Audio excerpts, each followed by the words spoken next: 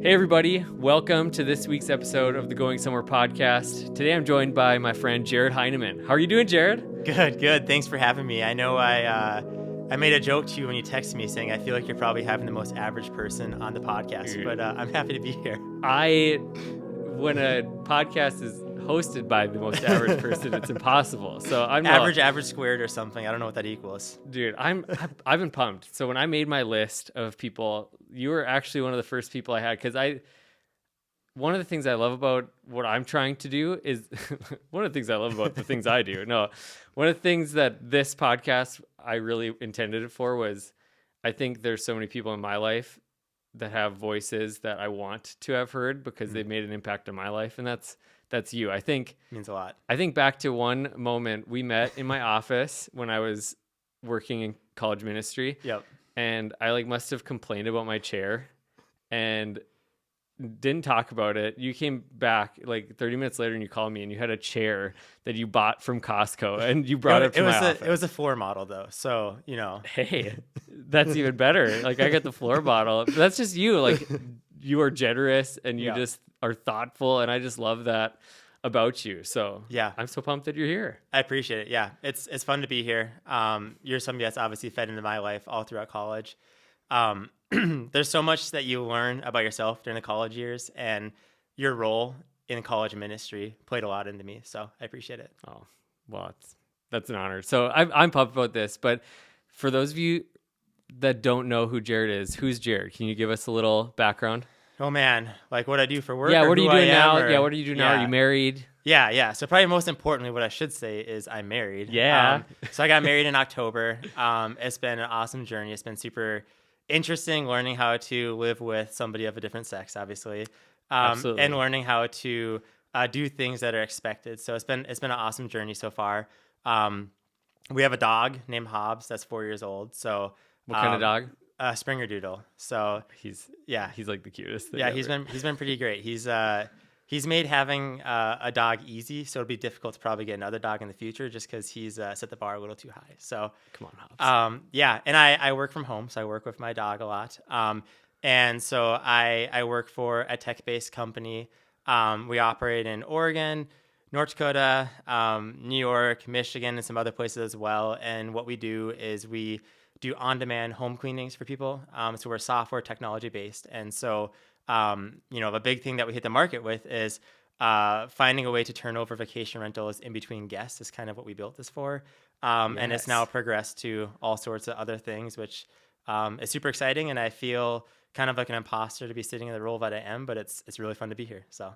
And you were a part of starting that from the scratch, which is really cool. Yeah. So we founded the company over 4 years ago now when I was in college, and it's been super humbling to be part of it. I think that a big life lesson for me along the way is that it takes longer than you think, and the whole process of from where I thought we were going to be today was a lot further than we are, but that's just kind of part of a process, and it's a cool experience. So I can only imagine. Yeah. I'm excited to talk more about that. And obviously you're also involved with a nonprofit too, which is pretty cool. Yeah. So I'm part of an organization called 1x1 West Ministry. And really what we exist to do is to help support people that are in the process of adopting. And we also give out financial grants. And so it's a really unique nonprofit where what we do is people donate to us, and 100% of donations go to grants to families that are adopting. Currently, we give out $3,000 to anyone that is in the process of adopting, and that's something that will hopefully go up over time to help just help with some of the barriers in the process of adopting. A lot of the stories we hear are kind of that the grant is an answer to a lot of people's prayers along the way. And as I'm sure and you've heard from people in your life, it's a really lonely and just kind of a very interesting journey that you trust God on. And so for us to be able to come in and support people is it's awesome. It's probably my favorite thing I get to do, actually. So it's super cool. That's amazing. I think, in observing you, and just getting to know you, I think I think back to one of the conversations that we had in my office. It might have been the chair day. It might have been the day that you delivered my new chair. But you were just talking about the needs that you were seeing in the community. Specifically, we were talking about the homeless community. And it was just like, that was how your brain, that's how your heart was just like leaping, what it was leaping towards. So Yep. you've just always been somebody that finds the need and meets it. And I just want to ask, like, what are the events in your life, or like the things that as you were growing up that kind of led you to that? And, or is it just like, just DNA? I, I don't know. I don't know exactly what it is. Again, I see myself as a very much just normal person, and that's where I live. I, I think that for me, there's a sermon I heard, that I was at actually, and the pastor talked a lot about how people came into his office on the off weeks when he wasn't preaching, and basically were just saying like, hey, there's a lot of homeless people on the streets here in Texas, and we're just basically saying like, what is the church doing about it? And he kind of looked up and said, we're all of a church. What are you doing about it? And so for me, I think there's a lot of, I think that's really powerful. I think that it's important for everybody, no matter where they're at, they can play an impact. And Dave talked about this actually last week. But it comes down to, whether you give an hour or you give more, we all have something to give to something that matters. And so I think we're all passionate about something, and it's important to understand what that is and pursue it. Right. And in the entrepreneurial lane, did you ever like see yourself just like with a 9-to-5 job? Like, what was, I asked Jake when Jake was on the podcast, like when you were 14 years old, what were you thinking about? Like, what was your dream jobs? Yeah. So I was probably kind of more of an adrenaline junkie. And so I lived for like snowboarding, biking, like that sort of stuff. And so for me, the 9-to-5, I wasn't opposed to, but I was very much into just the excitement of what else can I do? And so I think I've always been looking for something different. When I started college, I was, kind of like, well, I don't know, I'll do something engineering. That seems like something that people would do. And so I kind of started thinking about engineering. And within a semester, I was like, I don't like this. And so I kind of came down to, I'd have been a CNA for a while. And I was like, well, I'll do nursing. That seems like a great option. There's good jobs and room for growth, which is ironic because my wife is a nurse and she's becoming a nurse anesthetist, which is what I was like, oh, maybe I could do that someday. And so it's funny seeing what she's going through. Just marry it. Yeah, just marry it. That's how it works. Yeah, marry up. So, no, and so it's just interesting because, that's kind of a path that I had seen as, there's a lot of room for growth. And after seeing what nurses do, bless their heart, it's not me. And so I love helping people. I love supporting people, but I don't think that's where my strengths are at in that certain industry. Right. And my parents, my family, they're all kind of healthcare to some degree. And so I suppose like a lot of kids going to college, they see their parents and they think, well, maybe I should do what they do. And, I had to go through that process of, no, this is not for me. And then it came to, well, business seems like a good option. And so I majored in business, and throughout that found the path to starting something that could, hopefully fulfill me a little bit and, pay the bills and give me a job in the future, which is where we're at now. Which is amazing. Yeah. Did you ever feel, when you're kind of teetering that, like, did you ever feel like there was pressure from maybe not necessarily your parents, but like just people or just culture, society, like, hey, there's this lane that you should be on. Yeah. Get back on, Yeah. I think I feel that some days where like my job's harder than some other people's, and I'm like, why do I do this? There's no stability, right? Like there's so many unknowns, COVID, this stuff going on in Ukraine. There's so much things that I feel a little bit different than maybe somebody that worked a normal 9-to-5, and had the security. And so I definitely feel that where it's kind of, I think I should support my wife and I want her to be able to do whatever she wants to do. And so I feel the pressure of like, how do I get to this place where Abby doesn't feel like she needs to work all the time and support me, which we're good now, but it's like, what does the future hold? So I definitely feel that when it comes to what society says, going through a process of, changing majors. Of course, a lot of college kids do that. Right. It's normal. But it's also, it kind of sucks. Like you feel kind of like a little bit of failure. And so it is an interesting process to go through it. For sure. Was there ever, like, what were the first business ideas? Were there any business ideas that have not, Oh, man. Like, what were some of like the big ones that you could actually talk about because you don't have them in your back There's pocket? so many things. Yeah. There's little, and they're not all bad ideas either. Invention ideas that we've always thought about. It's always got to be like something that has a path to scale though, for me to want to do it. And so like, you're not like you weren't the type of like business entrepreneur dreamer that was just like, all right, I'm gonna, It, put a person or a dog on the moon. Yeah. No, it has to be like something that, like I don't want to be the Pride of Dakota show. Like it's an amazing place to be. And Dots is proving me wrong right now because they sold for all this money. Yeah. But like something like that was insane, by the way. That was insane. Yeah. But like something like that where it's like a lot of those places, they work so many hours and they never get to break away from it. And so for me, it's been something that can actually become bigger than myself. And now we have a team and all the stuff behind us. Again, I feel like I'm an imposter. I shouldn't be here in the role that I am. But it's super exciting because it's kind of paying off what we want to be. But when we talk about just ideas we've had, it's always got to be something that has impact, something that's like bigger than what Jared needs at this time. And it's got to be something that can, they can work towards something and not just get to the end and be like, now what? Right. So yeah. That's cool though. And, when you guys started to pursue WeClean, like I think the entrepreneurial path is not like as rainbows and butterflies as people think it is. Like not. It's a grind. But Yep. what was that process? Like maybe there's somebody that's working on something or dreaming up something. Like what was that process like? Not with all the details, but just kind of the summary of it. Yeah, I think a big part is that everybody has good ideas, and it's people that actually learn to pursue them. And so it's going to be hard. And there's a lot of days where you wake up and you're like, why am I doing this? And you think about that. And you kind of have to like, to some degree, eat those emotions and just keep moving forward. And so I think it's as simple as like your left foot in front of your right foot and keep figuring it out. I kind of believe in like a yes, no. So like keep going until you get a no. So, if you want to start something, pursue it. And if you, meet people along the way, talk to people and network, do all those things you have to do to find success in that.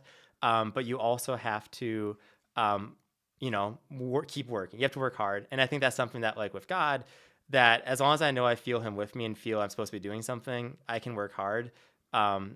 It's when you don't feel him or when you're unsure if you're on the right path where it gets really difficult. What do you feel like you do to, because I think those feelings can be fleeting. I think there are times where you're in the center, you're in the sweet spot of like the will of God. Yep. But maybe it's hard at the moment, and maybe it feels like, we could always overthink and over spiritualize of like, okay, God doesn't want me here because it's hard right now. Yep. But what are the things that you do to just trust and work through that with God? I think the cool thing about our current company is wherever we end up, whether we end up a big success or we fail at some point, I can very confidently say that, me, my co-founders that I've worked with have been very open-handed. Every step along the way, we've prayed about it and just been very clear, like if it's not right, like let's not have it happen. But if it is, like I know God will find a way. And, that's where as we go into these hard places that we're always in hard places, but, we've experienced things that I didn't know we were going to experience, but we got here because we were open-handed. And so for me, I understand that even if we were to fail at some point, I know that we were supposed to be here because I didn't force my way through some doors to get here. That God did really provide a way. Now there's hard work though. So that's the one thing that people need to understand is that it's still really difficult and it's still emotionally draining. And some days, a lot of days you don't want to wake up and go to work because it's brutal. Right. But I knew that God is with us. And so hard things were a little less hard because of that. For sure. I think it was Mark Batterson I heard say like, pray as if it depends on God, work as it depends on you. Like just give everything to it. Yep. Yet, like you're saying, open-handed. Yep. Like, what does that mean to you? Like to be open-handed with a business or with anything in our life? Yeah, I think surrender is probably a big piece of it. I think it's knowing that like no matter what happens next, that your identity is with God. And so we all deal with fear and trying to understand how to like keep fear in a place that it should be. And so it comes down to I think the more you're in tune with God, and obviously we go through different seasons where we feel God more than others, but just inviting Holy Spirit into everything is obviously very important. And I think that a lot of the decision making, a lot of the things that we feel by inviting God into it, I do think it helps out a lot. The idea of like holistic discipleship or like just holistic Christianity of it's not just a Sunday worship thing or these few key points in my day in the morning or like when our whole life is that it funnels into and it impacts everything in our life. And I've definitely seen that in your Mhm. endeavors, both business and nonprofit and life, marriage, like everything. And I think that's always been something that just from afar, like I've seen in you Yep. that like it really is in you. And you talked about that, like when my identity is in God, like Yep. that's important. How has that, I think there's always a temptation to put our identity in what we do. You know, I Yep. think when we introduce ourselves, Yep. one of the first questions we Yep. ask is, hey, what do you do for a living? Yep. Like how does that, how do you keep your identity fixed in Christ? Yeah, I think, it's one of those things where for me, I know I'm nothing without God. I think that I see the things in my life. It's just like God is here. God has like made a lot of these things happen, or help provide a way, open doors for such things. And so Right. for me, it's like the glory isn't for me. And I just think about like, win or fail, like we did it with God, whatever that is in life. And so, it is important to keep God center. In marriage, it's obviously difficult as well, and we're navigating that. And I think marriage is probably the most humbling experience of my life, I'm sure. And it's just learning how to, we're all selfish, and learning how to understand that God needs to stay the center. Yeah, absolutely. That's So, good. yeah. I feel like I've heard of marriage and even having children as like a tool for God to refine us. Like Yeah. how you're deep into it, Yeah. 3 months, Yeah. or 3 months 4 in, months 3 into months. marriage. Yeah. And I'm sure you could just make this podcast about like, I'm going to tell you how to be married today. I could give a lot of advice, but Yeah. no, But what are no. maybe some of the things that you've learned in marriage so far in that regard? There's like obviously the basic ones of, I think that like the parts of me that were selfish come out a little bit, and you start to see what that is. Just navigating, being around somebody more often than you normally have when you're growing up or in the past. In that way, it's just interesting. Our marriage is a little bit different at this time because Abby's in Bismarck so much, and with her residency Right. for nurse anesthesia, so she's gone a little bit. So I don't think we're kind of still a little bit in the honeymoon phase, because it's been drug out a little bit longer than most because we don't see each Absolutely. other Yeah, every yeah. single day. So there's parts that we're like, but we're learning through it, and so I think just the reality is that we're both committed to figuring it out and working with each other. And so I'm not really concerned about the hard times, just because I know what we're committed to, which is God and each other. And so, Right. through the hard times, it's like we can go through hard times because we know that God is there. And so, we're excited. It's super fun. That's awesome. And I feel like when you have a kind of dreamer tendency, or, Yep. Even just that spirit of building something, Yep. I think sometimes it's tempting to funnel that to the career ambitions. Yep. How do you do that, like in marriage? Like, I think that's one of the challenges, is funneling that same ambition and that same mentality towards our spouse, or towards our Yep. family, or towards the people that are closest to us. Yep. Yeah, I agree. It's just kind of like, how do you want to dream? You want to have them in your dreams now too. And that's the other thing that's Yeah. interesting is, I've been able to dream alone for the most part my whole life, and now it's like you're dreaming of a person. And so, we're learning how to navigate that, and what is our life going to look like? And it's just super exciting. Life's a lot more fun with someone with you. So For sure. Is Abby like a dreamer by nature or not? she's pretty realistic, I'd say. Okay. She's very disciplined, and so, and I wouldn't say I lack discipline, but she's definitely more disciplined than me, and so it is interesting just like navigating that. But I'd say she's a dreamer, but not anything outside the ordinary. Not where I'm at, probably, I suppose. Well, and that's right. And like, I think that's something that people can maybe misinterpret, is Yeah. like dreamers aren't good and Yeah. everybody else is bad. Like Yeah. we're all, it's our mix of like who God's made Yeah. us to be. Yeah. And I think like that's Taylor and myself. Yeah. I have, notebooks of ideas, and Yeah. Taylor's like, I just want to like really love my kids. Yep. I want to have my 2 days a week where I work Yep. outside the home and like really Yep. own that and bless my employer. Yep. And it's just, that's her sweet spot. Like that's who she's made to be too.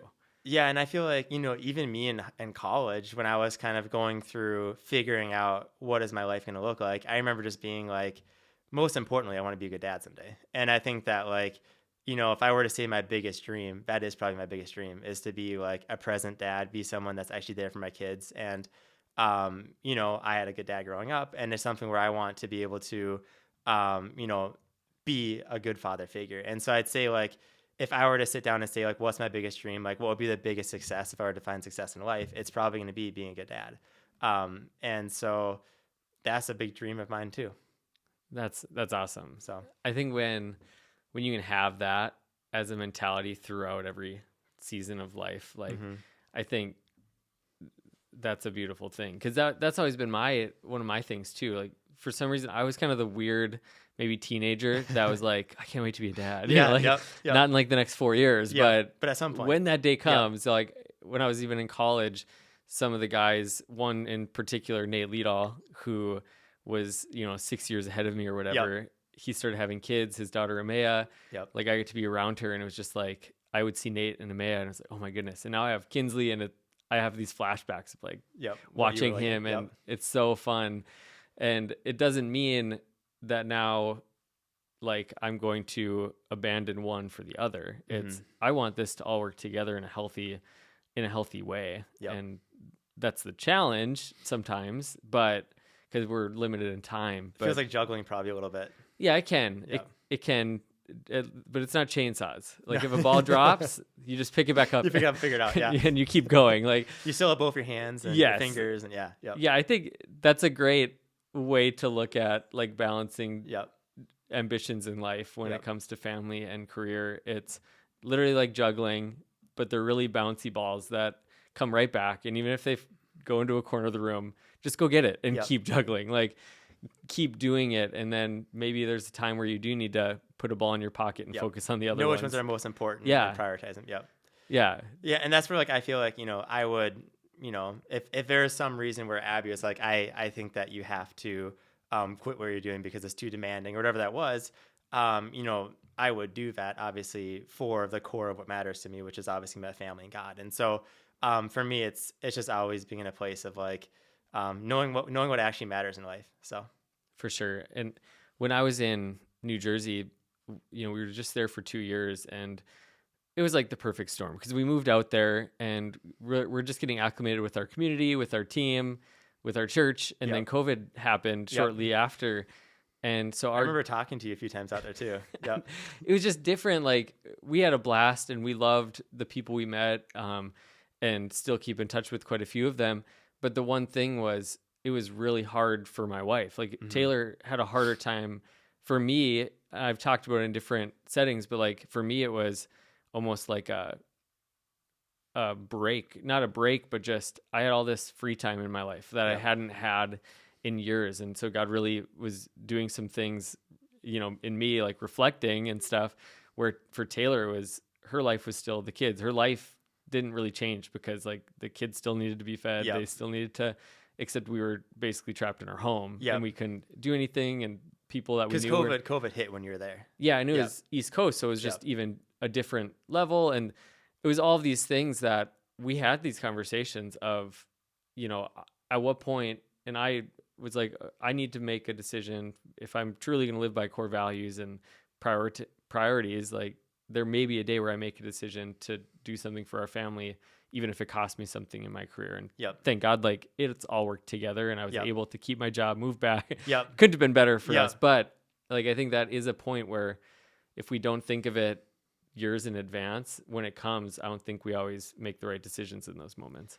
Yeah, I 100% agree. It's I mean, life is just like, it's never, like, expectations are kind of something you learn not to have.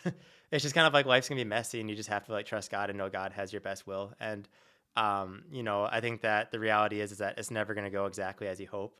Things will take longer, but the reality is that, like, the story God's writing is so much better than you could write yourself, even though you think, and it's easy to say that, obviously, as Christian, that's like a Christian-y thing to say. But I think we've all seen it in our life where it's a reality. You kind of have to hold on to that. For sure. I mean, I just think of, like, the story of Joseph, like in the Bible, like his story was really messed up, yet he trusted God, and God wrote the perfect ending, the perfect story. And I think we can all do that in our lives as well. And I think, you had mentioned, just for being an entrepreneur, like, you guys maybe aren't where you thought you would be at this time. That doesn't mean that you guys are failing by any means. You guys are doing awesome. But if you were just to stick to the plan that you guys drew up, because I'm sure you had some model of like a business plan, and what's that like when you see that and it's not what you thought, like how do you adapt? How do you move forward? Yeah, I think it's probably like a parallel to life as well, where it's like, you think about what it's going to look like and how perfect will be the fairy tale, whether it's a business or life, whatever that is. And, you kind of try to stick to the script, and eventually stuff just won't quite work as you might think. And the reality is it's probably my favorite saying, because it kind of gets you out of having to like give some wise answer, but it's like, you don't know what you don't know. And so as life goes on, things happen, and you just kind of like make do with it. And I think with our business, it's the same thing, where the model that we had 4 years ago wasn't going to be the organization that we are today. But you have to start somewhere and keep moving forward. And now we're, a multi-million-dollar organization that's growing. And it's something that, we're super happy that we just continued moving forward with, instead of quitting when the first thing didn't work. And so I suppose try again. Try again. No, that's so good though. Like it does translate to life, when it comes to when things don't go as planned. You don't scrap the plan. No. You just write it in pencil in the first place, and don't chalk it up as failure, And don't feel sorry for yourself either. I mean, we're all going to go through some sort of level of disappointment. And so it's like, you just can't get stuck in this place of poor me, and just kind of, pick yourself up and be like, maybe I was off by somewhere. Maybe something was not right. And now it's time to figure out what I need to do to make it right. Right. One of the stories I remember you telling me was, I don't know if it was WeClean or if it was a different business idea, but you sent a pitch to Rob Dyrdek. Yeah. And I need you to tell me that story. Yeah. So we, it was this company that we're currently with. And, I think that's like our more naive days. Now we've got way better investors that actually know what's going on. But, he was appealing because he's kind of like that celebrity guy you look up to, and who doesn't love a fantasy factory and all the foam pit and all the stuff that us guys would be super excited about. Yeah. And so we as an Amos Coble is one of my co-founders. And so we basically sent him over the course of a week like 5 different things. Started off with, I think we sent him coffee and biscuits or something, or some sort of muffin to his office in Beverly Hills, with a note, not saying who we were, but just basically saying like, expect lunch tomorrow, it's on us. And then we sent him lunch the next day, not saying who we were, but say, I can't remember the exact order, but basically saying like, there's something else coming tomorrow. And then I think we sent him like 1 million bouncy balls or something, or 10,000 bouncy balls, saying like, what we're about to show you is going to be bouncing off a wall, or something, like some sort of like, we always script for it. And then we sent him, the last day we sent him a masseuse to his office to give everybody in his office a massage. Just to try to get attention. And at that time, we basically wrote down who we were. And I guess like for people that don't know about business like ours, you raise capital, so you kind of sell a portion of a business for X amount of dollars to then grow the business. Right. And so we were fundraising however much money, and we wanted to get his attention because we knew if we just went through the front door, it wouldn't work. And I suppose that's kind of like a life model, is using the back door for us, finding a way to get around what most people would assume is the right way in, to get the attention of the people we want to know. And so we sent him a masseuse the last day with our information. He gave us a call right away, just laughing. And he was making a comment about, you sent me a male masseuse. What's up with that? Yeah. And just was, joking around, and was super excited about what we were doing. And, it led to conversation where he's obviously excited about what we're doing. He didn't end up investing because it wasn't part of his model of what he invests in. But, we still, like, he's somebody that has actually kept up with us a little bit and is, curious about what's going on. So, I think just in life, it's all about, finding the way to get attention to people or whatever that is that you need, and not always going the normal way that people tell you to go. I think about that story all the time. Like, I just think there's things that a lot of people will stop. We won't do it. Like Rob Dyrdek, he won't, he won't do this. Or we'd say, well, I'll just DM him, and just see what happens. Yep. But I think that creativity in like, what can we do to not only just like get our idea in front of him, but show him a little bit about who we are through that. Yep. And I think that in business, like that's one of the coolest things that I've heard like a company doing. And I'm sure those things happen, but I think just that creative idea, even just translating into our life of what's a way that I can get the attention of the people around me with love, like with caring for them. Like if there's these needs in our community and these needs in our family, I don't have to just go through the conventional front door. Like you said, like there's a back door that can meet this need in a way that will take them by surprise, and it'll be so much more beneficial, which I love. Yeah, and that even goes to like even like, you know, volunteering at your church. There's so many different ways you can do it that might not look or appeal of a way that you assume they would, and making a difference in the world. It doesn't always take just your time or just your money. There's so many ways to like make impact. And I think that like, you know, on that is like, it's important to think about your legacy and think about like, what are you going to stand for over the course of your life? And so, you know, not living normally is probably a big part of my life, which is, probably will drive Abby crazy, but we'll see. We'll see. It'll keep her on her toes. Keep her on her toes, yeah. The kids will come and they'll be like, just like you, and then she's just gonna be surrounded by this all these tribe of weird people. Yeah, I wouldn't go that far. But, so one more, one less nonprofit. Yeah, there maybe not be a lot of nonprofits that are in that arena, in the adoption arena, that had a leader that was single. Not married, no kid. Like, can you tell me how you got involved in that, and then just what's kind of been the driving factor for building that? Yeah. So, One More One Less was founded in 2012 by it was my parents' church in Bismarck, and so it was part of the church, and you basically had to donate to the church and say, I wanted to go to this thing, which is One More One Less. And so it was founded initially by these people that were adopting, and we're like, well, this is expensive, we should kind of fundraise and create a platform for that. And so that's what they did, and they built an amazing thing, which I was basically able to help take to the next level a little bit.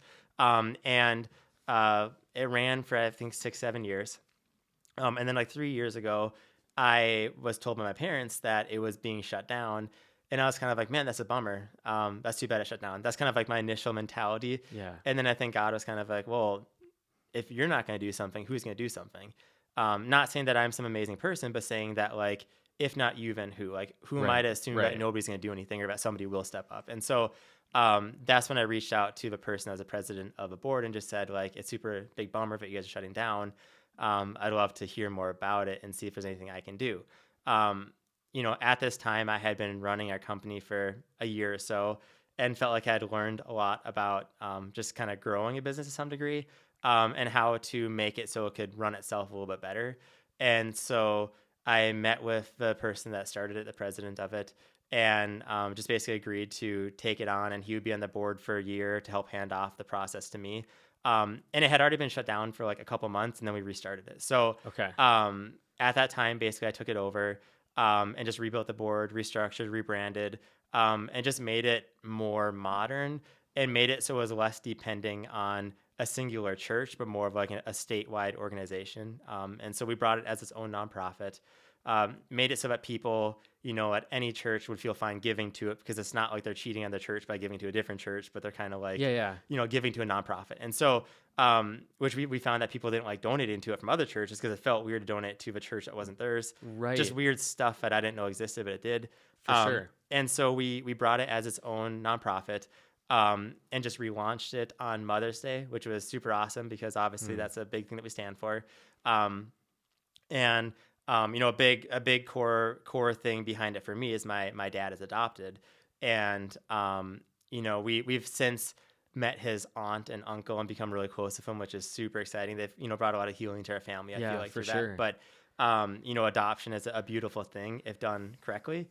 And so to be able to give back in a way, I'm so thankful that my dad's mom chose to, you know, give him up for adoption rather than the alternative that people can do in this world. You know, we wouldn't be here today if it wasn't for what she chose to do. And so for us, it's how can we support the adoption process, and this organization has been a super big part of our family. And so taking it on and bringing it to where it's at today is super awesome. So I love that. And, you know, my nephew is adopted, and, you know, he's so special to our family, and like the adoption process and adoption is so beautiful. And I think it's until you maybe know somebody that goes through that process that you have no idea Yep. how difficult that process is. And we helped your brother out during the process too, which is super amazing. awesome. Yeah. To be able to be part of that. But it's not just like all right, I'm going to fill out this paper and, a month later, like it takes years. It takes a lot of money. And so what have maybe been some of the experiences in just helping these families and helping people become a family, which I think is, people adopt for many reasons. And, one of them being infertility, like being unable to conceive a child and the pain that comes with that. And so what's that kind of experience been like for you? Yeah, it's super, obviously I'm not necessarily the best person to talk about all these things, and I'm sure future people you bring on will be better to talk about adoption. But for my experience, it's been a lot of learning of what people actually go through during the adoption process. I think that when I grew up hearing about adoption, I was like, oh, like you said, you fill out some paperwork. It costs a lot of money. That sucks, but it costs a lot of money. And then, placement happens at some point and you're all of a sudden a family. And I think that what I've learned and what we've seen is, people are on the wait list for years and there's all this unknown, and families that get grants from us, you check back in, we pray with them. We have a prayer team that works with them. And shout out to Alyssa Tubner. She's been a huge process for, working on those things. Yeah. And it's something where, these people they're lonely. It's just a kind of a lonely process that not a lot of people can relate in.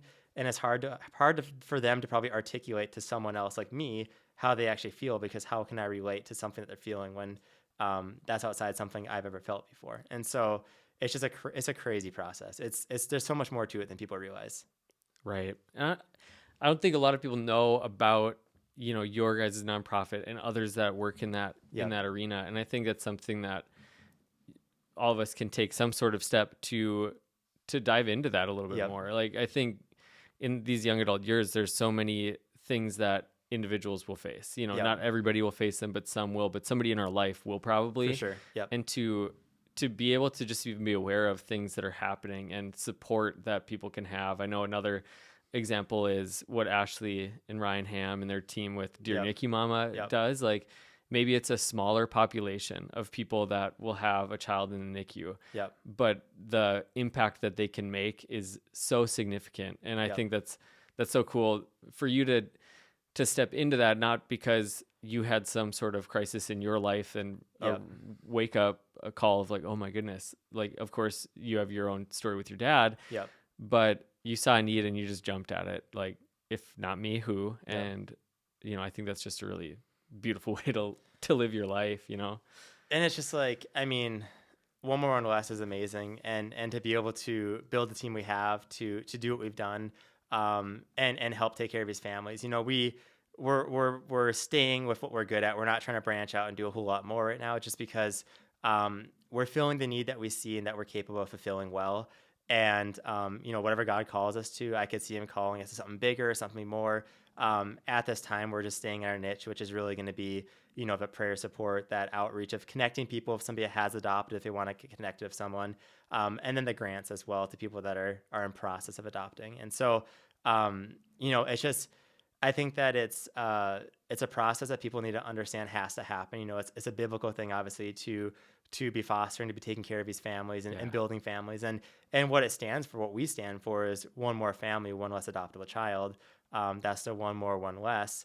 And, when I took it back on, the thing that was on my heart is, if we just help one more family, if we just help that one more person, that will be success. That's how I define success. And it's turned into so much more, which has been awesome. For sure.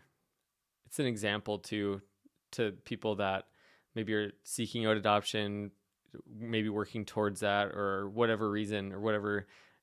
Even if maybe your organization isn't the organization that they need, maybe that's not the stage they're in. That's not you guys. What you offer maybe doesn't meet that need.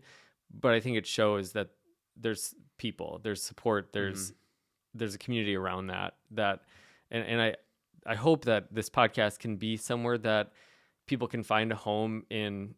Hey, me too. Like, I have a story that somebody else can share notes from, that we can do this together. So no, I just appreciate what you're doing with that. And, I think it's making a bigger impact than you even know. So Yeah. And I mean, and like from an internal side of things, like it comes back to legacy, right? Like I don't think we're here to serve ourselves. I don't think we're on this planet to, make Steven or Jared feel really good all the time. It's kind of like, what are our strengths and how can we push God's kingdom forward? And so, One More One Less is that, and it's probably the most life-giving thing I get to do. Writing those checks and making those phone calls to let them know they're getting approved for the grant is, I would trade a lot to be able to do that all the time. It's a blessing to be able to do that. So, super thankful that I got put in the role that I am. Again, I'm probably, you're right. Like I was a single guy that took it over, and it's just funny how God works. For sure. So one of the questions I like to ask. Yep. What is a piece of advice? The dreaded question. Yeah. Just kidding. What's a piece of advice that you would give 18 to 20-year-old Jared? Yeah. I think for me, it's a lot of like, don't take yourself too seriously, and also enjoy the process. Don't be super forced to get to the destination. I've lived a lot of my life trying to, I can't wait till I get married, or once I get married, then I'll be happy, or once I have X amount of dollars in my bank account, then I'll be happy. And then you get there and you realize marriage has been great. But once you get there, you realize that like that's not actually the way to live life. And so learning just to enjoy the process, and just trust God along the way is super important. That's awesome. That's advice that every 18 to 20-year-old should get. So yeah, thank you for that. Me, especially me though. I definitely dealt with that. So no, that's awesome. And I think, some of the things that you enjoy in life, like snowboarding and wakeboarding, wake surfing, like you are an adventurous person, so I think it's easy to see where that can come from to hit the line or to do the thing that, in snowboarding, whatever the case is, like you hit the pinnacle or you hit the peak, but it's the process. That's sweet. Yeah. So thanks for having me. This is awesome. Yeah, no, I appreciate you taking some time to come and join me. This has been a lot of fun. And I know if you're watching this, or if you're listening to this, there's probably something that you can take away from it, from Jared's story, and just meeting needs and everything. So I just appreciate not only what you do and just being on this, but who you are, as a person, as a friend. Like I look up to you a lot, and I'm so grateful that you got to be one of the guests on the podcast. Yeah, I'm thankful to be here. Thankful to have you in my life, and excited to be at Northview with you and being able to, build a life here with you guys. So dude, it's awesome. Appreciate you. Yep, thanks again. Thanks again for listening. And I encourage you to subscribe wherever you listen or watch this, and do the other things that help more people see this. Share it, do the reviews, all that stuff. It helps a lot. So thanks again. We'll see you next time.